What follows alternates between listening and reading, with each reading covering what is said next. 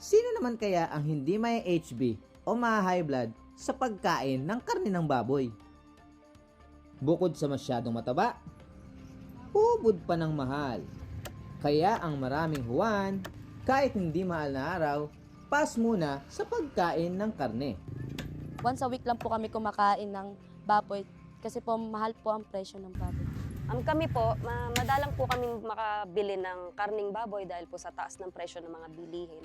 Mabuti na lang at caring-carry itong gawing inantala.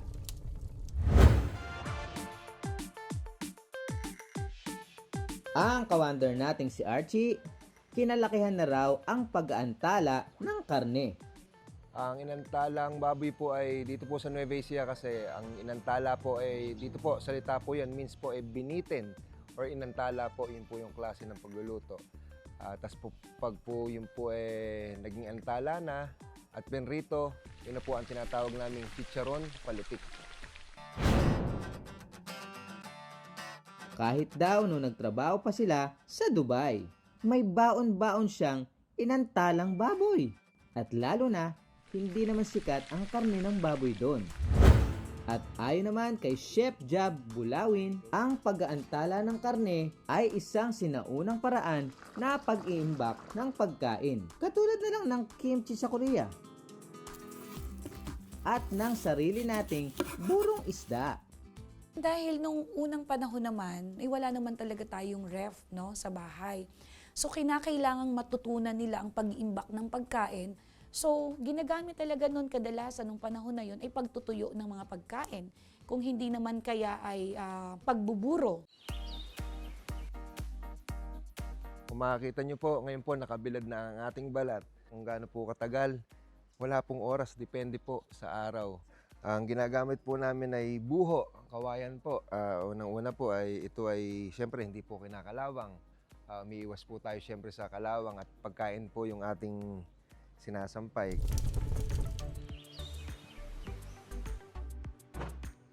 Pagkabilad, tinatagtad na ito tsaka isinasalang sa mainit na mantika.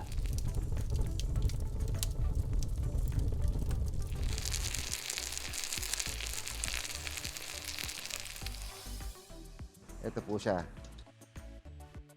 Paalala ni Archie, Pag inantala niyo po yung baboy, ito po ay maaaring tumagal po ng 6 months or higit pa. Basta po hindi maaarawan at nasa tamang lalagyan po. ang Pamilya Cruz may dagdag pang suhestyon dahil ang chicharong palutik pwede daw lagyan ng twist depende sa inyong panlasa. Lagyan nyo po na flavor. Pwedeng cheese, barbecue, sour and cream. Ang chicharong palutik with a twist. Ipinatikim namin sa ilang residente sa Hain, Nueva Ecija. Katulad po siya ng mga chichirya na nabibili po na may cheese po siya. Masarap po siya. Nagustuhan ko po sa tatlo, yung sour and cream po kasi naalala ko po yung flavor po ng fries. Ang pinaka nagustuhan ko po sa tatlo, barbecue flavor kasi bagay po siya sa chicharon. At paalala naman sa mga gustong sumubok, mag-antala ng baboy. Hindi lang naman ito sa sunlight naka-expose, even sa air din. No? So imagine, yung microbial no, o yung mga bacteria na naka-expose sa ating air, possible na mapunta yun sa ating mga pagkain na binibilhan. Para naman kina Archie na nakalakihan na raw ang pagkain na inantalang baboy. Basta't maayos at safe ang pag-aantala, wala raw dapat ikabahala. Sa pagbilad naman po ng balat, ito naman po ay lagi natin binabantayan. Sa kagustuhang makatipid ng maraming Juan, maraming paraan na pag-iimbak ng pagkain ang natutuhan. Ayos yan, para siyempre makaiwas gastos ba? Basta't lagi lang tiyaking ligtas ang anumang pagkain para ang pagtitipid talagang sulit.